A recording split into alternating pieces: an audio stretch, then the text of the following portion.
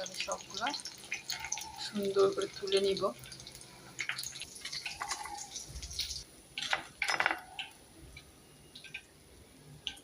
হচ্ছে আমি রুই মাছ দিয়ে ফ্রাই করব, মাছের ফ্রাই পাতলা করে। এইভাবে রুই মাছের পেটের অংশটা আমি কেটে নিচ্ছি। এখানে আদা রসুন বাটা দিয়ে দিলাম প্রথমে।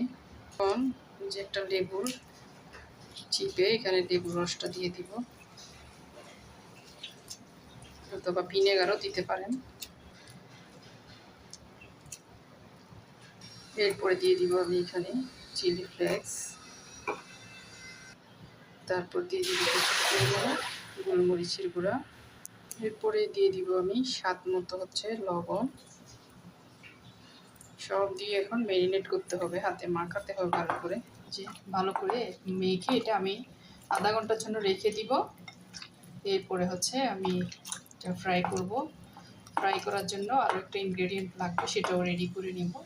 এরকম আধা ঘন্টার জন্য রেখে দিব। কিছুটা দিয়ে দিব কাশ্মীরি মরিচ, এটা দিয়েও ভালো করে একটু মিশাই নিতে হবে সব কিছু। প্রথমে ভুলে গেছিলাম এটা দেওয়ার জন্য। এখানে হচ্ছে আমি ময়দা নিয়ে নিচ্ছি প্রথমে, এরপরে এখানে দিয়ে দেবো হচ্ছে কর্নফ্লাওয়ার। ময়দার সাথে কর্নফ্লাওয়ার দিলে তাহলে ক্রিস্পি হবে একদম। এরপরে আমি পরিমাণ মতো লবণ দিয়ে দিব এখানে, এই যে স্বাদ মতো একটু লবণ আর সামান্য একটু গোলমরিচ। ভালো করে একটু মিক্স করে নিব। আপনারা চাইলে চিলি ফ্লেক্স দিতে পারেন, তবে আমি দিব না। এটা ভালো করে একটু মিশাই নিতে হবে সব কিছু দিয়ে আটকা। এই যে সাথে নিয়ে নিয়েছি ব্রেড ক্রাম, সবগুলো ব্রেড ক্রাম নিয়ে নিয়েছি।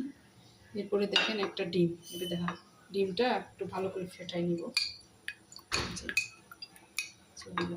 যে ডিম আটকা মাছটা আমি আগে একটু ভালো করে আর একটু মিক্স করে নিই মাছের মধ্যে।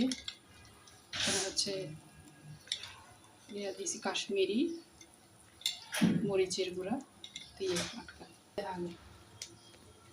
এই যে হচ্ছে এখানে আমি প্রথমেই হচ্ছে এটা ময়দাতে কুট করব, ভালো করে ময়দার সাথে কুট করে ময়দাটা একটু ঝেড়ে নিয়ে এরপরে হচ্ছে আমি এই যে ডিমের মধ্যে গড়িয়ে নেব। দেখাল না, ডিমের মধ্যে দিলাম।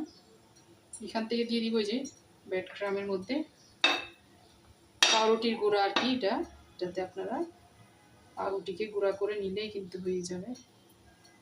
এখন এই যে এভাবে করে আমি সবগুলো করে নেব পিকনিক। এই যে দিয়ে আটকা, যে সবগুলো আমি এইভাবে করে প্রথমে নিয়ে নিব। ময়দার মধ্যে লাগিয়ে তারপর একটু ডিমের মধ্যে দিলাম।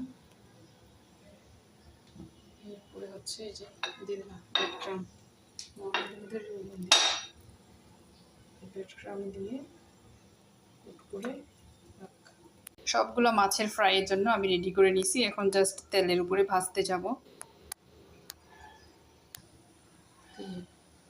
এই যে আমি হচ্ছে একটা কাঁটা চামচ দিয়ে খুব আস্তে আস্তে করে এগুলো, খুব বেশি হাই হিটে ভাজতে হবে না, কারণ হচ্ছে ভিতরে কাঁচা থেকে যাবে। মিডিয়াম হিটে আস্তে আস্তে করে সবগুলো ভেজে নিব, একসাথে বেশি দিব না, গাদাগাদি করে দিলে আবার ভালো করে সিদ্ধ হবে না। এই যে মোটামুটি মিডিয়াম হিটে আমি এগুলো ভেজে নিব সময় নিয়ে।